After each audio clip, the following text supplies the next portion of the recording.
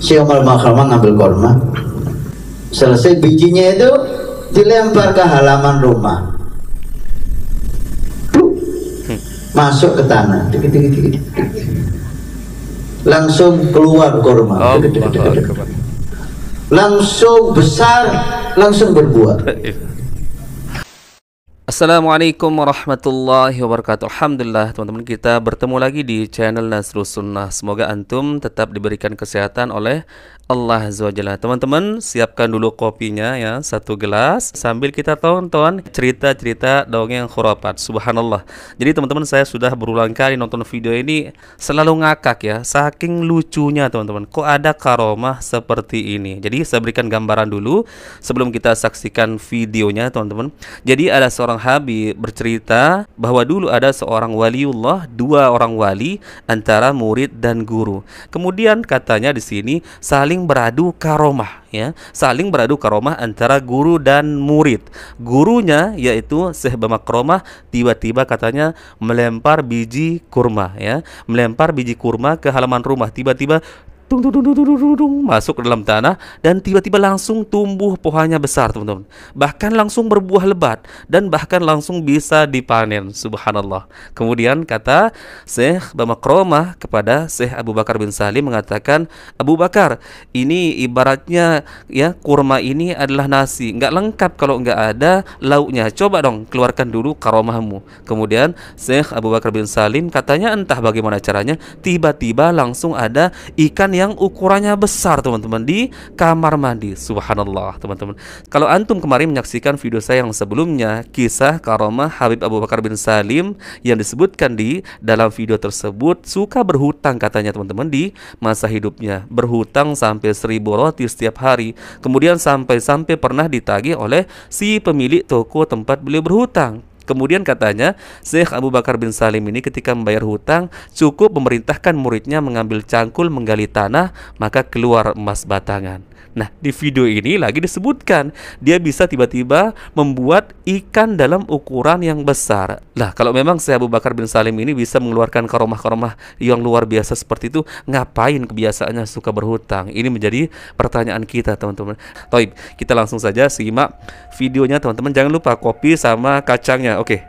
Kisah para nabi, kisah para aulia, kisah Sayyidina Syekh Abu Bakar bin Salim. Ya Allah, luar biasa. Luar biasa. Si Umar bin Khattab kuburannya dari Siwut.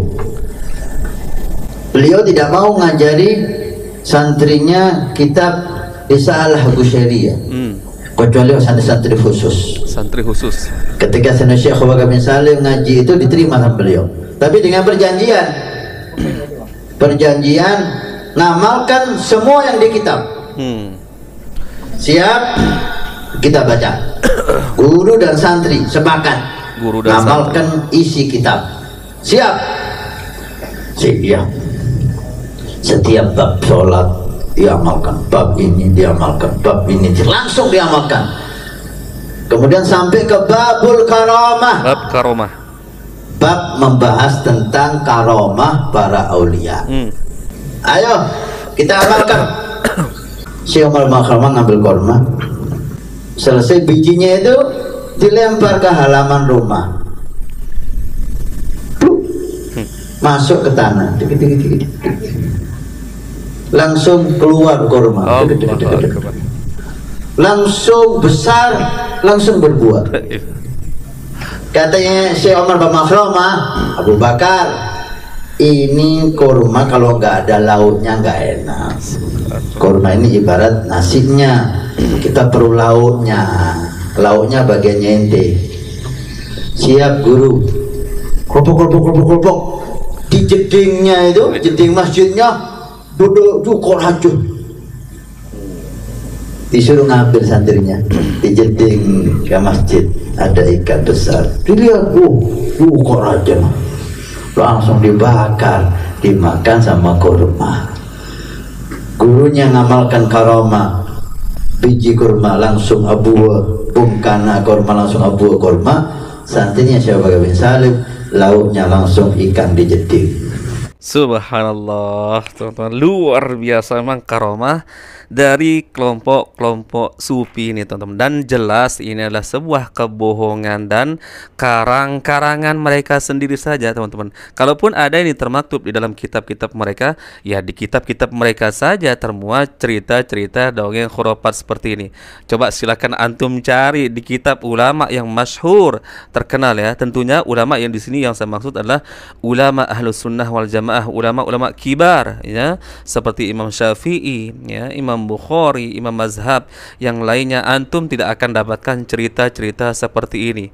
Padahal kalau kita berbicara masalah kealiman, masalah keilmuan, tentu tidak ada yang meragukan kealiman, keilmuan dari Imam Mazhab yang 4 tersebut, kemudian Imam Bukhari, bahkan ilmunya sampai detik ini masih digunakan sebagai rujukan oleh umat. Bahkan pertanyaannya, siapa ulama di zaman sekarang ini yang tidak mengambil rujukan dari Imam Syafi'i, Hanafi, Maliki, Hambali, Imam Bukhari, Muslim dari karangan kitab-kitab mereka? Itu karomah terbesar. Tapi teman-teman, sekali lagi, kalau kita mendengar cerita-cerita karomah-karomah dari kalangan orang-orang sufi ini, ya seputar hal-hal seperti ini saja karomahnya.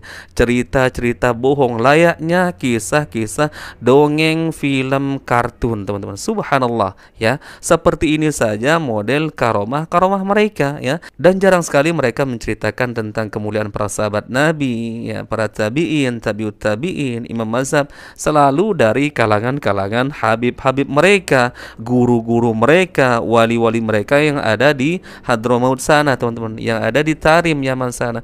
Subhanallah. Makanya saya bilang sama antum tadi, siapkan kopi, kemudian jangan lupa cemilannya kacang, karena ini kocak sekali teman-teman ya, kocak sekali, bahkan bisa mengalahkan dongeng-dongeng film kartun. Bahkan kalau kita bandingkan dengan ya lawakan OPJ, lawakan Laporpa, ini kayaknya lebih lucu lagi teman-teman ya, lebih lucu daripada pelawak-pelawak yang ada di TV. Subhanallah teman-teman.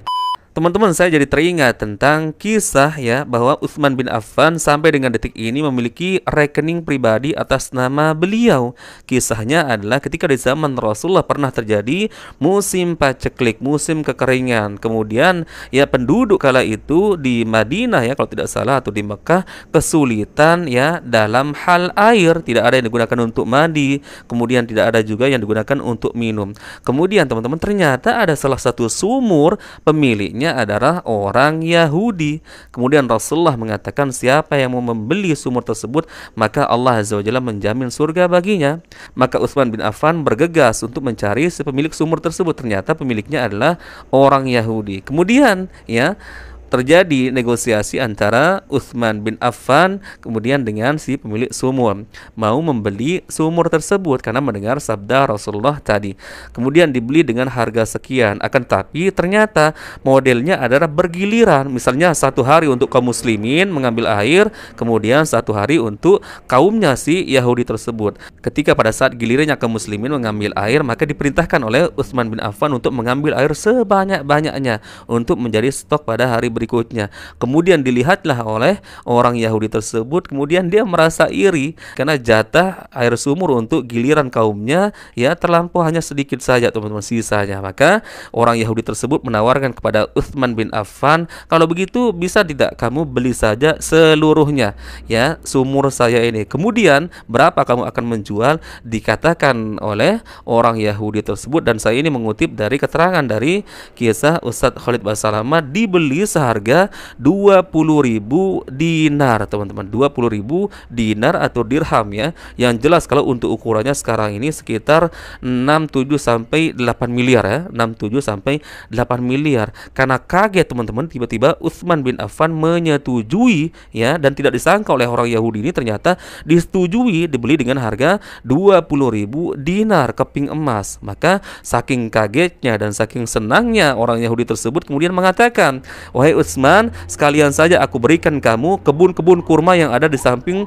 sumur ini. Kemudian diberikan kepada Utsman bin Affan, dan disebutkan di dalam kisah tersebut oleh Ustadz Khalid Basalamah, Utsman bin Affan ternyata di situ ketika ya merawat kebun kurma, kemudian mencarikan lagi bibit-bibit yang bagus teman-teman ya, untuk menanam kurma-kurma yang lain di sekitaran sumur tersebut. Kemudian akhirnya tumbuhlah sampai dengan detik ini dan bisa dinikmati oleh umat. Bahkan ada rekening khusus atas nama Utsman bin Affan. Pelajarannya teman-teman ya, sekelas Utsman bin Affan yang jelas-jelas manusia terbaik setelah para nabi dan para rasul, yaitu para sahabat Nabi, sahabatnya Nabi Muhammad, di antaranya Utsman bin Affan, jelas-jelas dijamin masuk surga. Akan tetapi bagaimana caranya dalam urusan duniawi teman-teman, yaitu berkaitan dengan masalah kurma. Beliau juga menanam, ya, mencarikan bibit yang bagus, kemudian merawatnya, menyiramnya, dan yang semisalnya, pada umumnya perkebunan. Nah, kalau kita bicara masalah karomah, apa kita yakin Utsman bin Affan ini tidak memiliki karomah? Pasti dong, dia kan sahabat yang mulia, bahkan dijamin masuk surga. Akan tetapi antum pernah mendengar tidak karomah Utsman bin Affan tiba-tiba melempar biji buah lah, misalnya buah apa saja teman-teman, tiba-tiba tumbuh tung langsung bisa panen? Ternyata itu juga butuh proses teman-teman. Nah, subhanallah, inilah perbedaannya teman-teman. Kalau kita kembali dengan pemahaman Al-Quran dan Sunnah, maka kita akan mengetahui perbandingannya ya, mana yang hak dan mana yang batil. Karena jelas rujukan kita adalah para sahabat Nabi yang sulit untuk terbantahkan kesolehan mereka, keilmuan mereka, bahkan mereka dijamin masuk surga. Maka kita bandingkan teman-teman dengan cerita-cerita dongeng khurafat seperti ini, kemudian kita berkaca kepada mereka, para sahabat Nabi yang mulia, jelas-jelas dijamin masuk surga lah. Kalau mereka saja tidak pernah mengalami hal-hal ajaib seperti ini, bagaimana dengan model-model manusia seperti yang ada di dalam cerita ini? Subhanallah. Makanya teman-teman, ini sangat lucu sekali kalau ada orang yang mempercayai hal-hal seperti ini. Dan ingat ya, ada salah seorang ustadz mengatakan bahwa salah satu dari pintu kesirikan ya melalui dongeng-dongeng khurafat. Karena tentunya teman-teman, sebagaimana yang sudah kita bahas banyak video di channel ini, banyak dongeng-dongeng khurafat yang bahkan sampai menyentuh kepada level tertinggi, melebihi mukjizat para nabi, melebihi yaitu kemuliaan para sahabat Nabi. Ada yang mengatakan bisa memadamkan api neraka jahanam dengan jari kelingking. Ya, kalau antum percaya dengan cerita tersebut, maka antum akan mempercayai teman-teman dongeng-dongeng khurafat yang lainnya, bahkan yang menjurus kepada kesyirikan. Subhanallah. Buktinya banyak orang-orang di kalangan sufi ini yang berbicara di depan kuburan karena dia menganggap bahwa walinya yang di dalam kuburan tersebut bisa mendengar perkataannya, kemudian diajak dialog, kemudian meminta kepada kuburan karena menganggap yang ada di dalam kuburan tersebut orang soleh, bisa ya menyampaikan doanya dengan lebih mudah kepada Allah Azza wa Jalla, kemudian mengabulkan permintaannya dengan alasan tawassul. Maka teman-teman, benarlah apa yang dikatakan oleh sebagian ustadz yang mengatakan bahwa ya dongeng-dongeng khurafat ini adalah salah satu pintu terbesar ya masuknya kesyirikan. Maka berhati-hati teman-teman ya, berhati-hati, dan saya tidak akan pernah bosan mengingatkan teman-teman karena antum semua adalah saudara seiman saya. Maka wajib untuk kita saling mengingatkan. Akan tetapi mau mendengar atau tidak, silakan, itu urusan antum semua. Jadi video-video seperti ini hanya sebatas nasihat bagi kita, peringatan, karena kewajiban kita untuk saling mengingatkan sesama saudara muslim ya.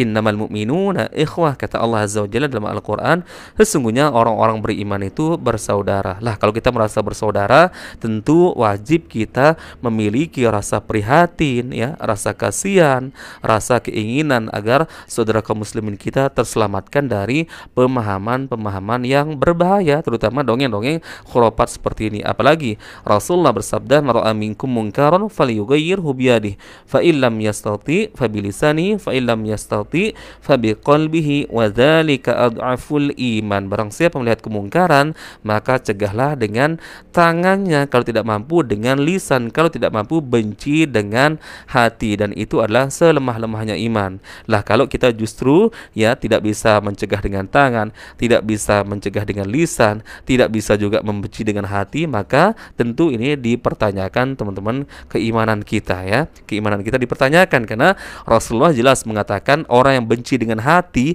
tidak bisa mencegah dengan tangan, tidak bisa mencegah dengan lisan, dikategorikan selemah-lemahnya iman. Lalu bagaimana dengan orang yang justru membela dongeng-dongeng khurafat seperti ini? Maka sangat bertentangan dengan sabda Rasulullah sallallahu alaihi wasallam yang tadi. Dan teman-teman, sekali lagi saya mengingatkan di ujung, ketika ketika kita membuat video-video seperti ini, jangan katakan ini gibah. Bukan seperti ini yang dimaksud gibah dalam Islam, teman-teman. Jadi yang hal-hal seperti ini, hal-hal menyimpang, wajib untuk diluruskan. Lah, kalau tidak ada orang yang meluruskan, lalu kapan orang mengetahui bahwa perkara-perkara seperti ini, cerita-cerita dongeng khurafat seperti ini adalah merupakan sebuah kebohongan, ya, dongeng-dongeng dusta. Kalau tidak ada yang menjelaskan, maka orang-orang, terutama orang-orang awam, pasti akan menganggapnya sebagai sebuah kebenaran, dan mudah sekali mereka akan dicekoki dengan dongeng-dongeng khurafat berikutnya, teman-teman, ya. Mudah sekali. Maka tujuan kita, teman-teman, di sini untuk saling mengingatkan, ya, menjaga pemahaman agama kita, menjaga akidah kita agar tidak rusak oleh cerita-cerita palsu, dongeng-dongeng khurafat, apalagi yang tingkatannya sudah sangat menuju kepada kesyirikan. Barakallahu fikum, semoga ini bermanfaat bagi kita semua, teman-teman. Mohon maaf jika ada kata-kata yang keliru. Semua kesalahan murni datang dari saya dan syaitan, dan kebenaran murni datang dari Allah Azza wa Jalla. Barakallahu fikum, kita bertemu lagi di video berikutnya. Assalamualaikum warahmatullahi wabarakatuh.